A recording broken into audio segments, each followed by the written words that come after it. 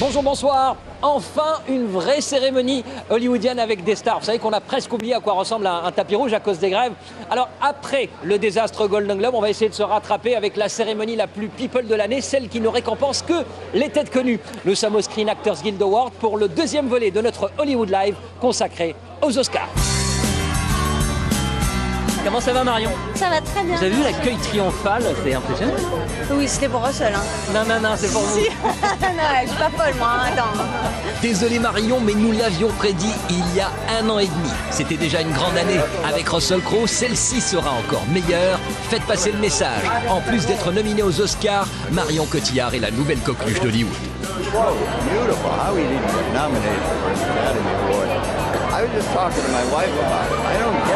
Ah, il n'y croit toujours pas, le vieux Hal. À 83 ans, cet éternel second couteau vient d'être révélé au grand public grâce à Into the Wild de Sean Penn. Les révélations justement, Helen, Amy zooment sur les nouveaux visages du paysage hollywoodien. For best performance by an actor in a supporting role, the nominees are... Oscar 2008, qui sont les favoris? Pronostics et probabilités, c'est notre petit jeu annuel. Starmax, 100% people, le meilleur du cinéma. Les phrases toutes faites ne manquent pas pour décrire la grande teuf des acteurs. Et nous sommes les invités d'honneur. Screen Actors Guild Award, c'est parti avec Hollywood qui rit, qui sourit. Et parmi ceux qui peuvent se permettre de crier de joie et de rire vraiment aux éclats, celle que les Américains appellent maintenant tendrement Marion. Voici le fabuleux destin hollywoodien de la môme Cotillard. Ladies and gentlemen, Marion Cotillard. Mesdames et messieurs, les très charmantes Marion Cotillard. Please welcome Marion Cotillard. Comment est votre calendrier en ce moment? Très occupée. Et ça ressemble à quoi votre vie en ce moment? Beaucoup à ça.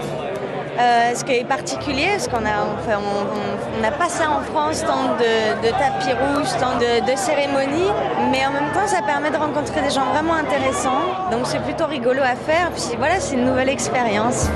I have so many things to enjoy, really. I don't know what could disappoint me, but not the rain. Quelles sont les questions qui reviennent le plus souvent de la part des médias américains? Quelle robe je porte? Ils sont très intéressés par les habits ici, et puis quel effet ça me fait d'être ici avec un film français. Voilà.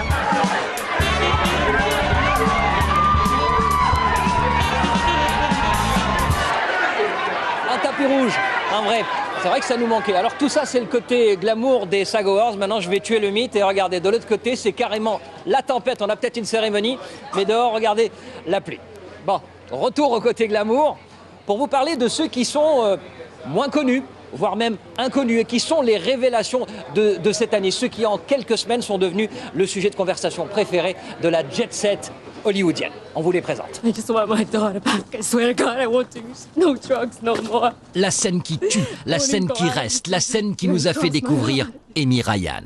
Amy Ryan, parfaitement castée par Ben Affleck dans Gone Baby Gone, se retrouve parmi les candidates à l'Oscar du meilleur second rôle. Il était temps de mettre en avant cette actrice qui bosse dans l'ombre depuis des années. Séries télé, théâtre, un peu de cinéma, et depuis peu, je suppose que ton téléphone n'arrête plus de sonner, c'est ça? Yes, I'm getting phone calls and emails from friends I haven't seen or heard of from the 6th grade, and yeah, so it's nice. Everyone's the professionals.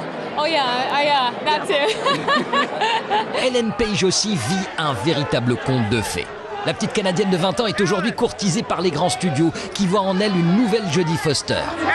Sa seule faute, Hélène, c'est d'avoir donné vie à Juno, son personnage d'adolescente enceinte. Ça n'a pas raté, nomination comme meilleure actrice de l'année. I'm an actor because I love to act. And when stuff like this happens, it just represents that, you know, I'll be able to be in a couple more movies, and that's really exciting.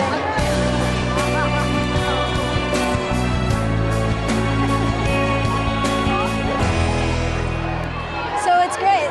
Yeah, it's great. Enfin, Hal Holbrook, le vieux Hal que personne n'attendait, refait surface et se retrouve nominé pour la première fois de sa carrière à 83 ans alors qu'il partait tranquillement à la retraite. Toute petite déception pour lui comme pour nous, l'absence d'Emile Hirsch, son partenaire dans Into the Wild, on le donnait pourtant favori.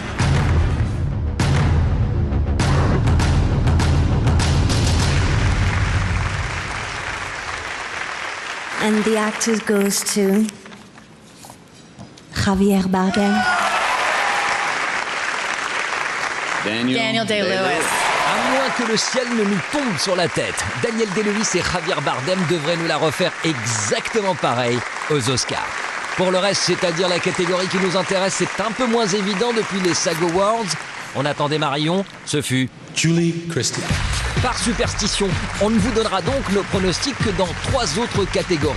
Meilleur scénario, Diablo Cody pour Juno. Meilleur réalisateur, les frères Cohen pour No Country for Old Men. Et puis une dernière catégorie, pas officielle, celle-ci, celle de la meilleure double nomination de l'année, Cate Blanchett qui joue Bob Dylan dans I'm Not There et Elizabeth dans la suite d'Elizabeth. Incroyable Cate Blanchett qui dans la vie ne ressemble ni à l'un ni à l'autre. Voilà, ainsi s'achève notre spécial en route pour les Oscars. Et comme on dit ici, je sais que ça fait bateau que le meilleur gagne. Enfin, en ce qui nous concerne, que Marion Cotillard, Persepolis ou le Scaphandre et le Papillon gagnent. Hollywood Live revient la semaine prochaine. À défaut de lâcher de Bimbo, c'est un lâcher de star que je vous propose. Ciao!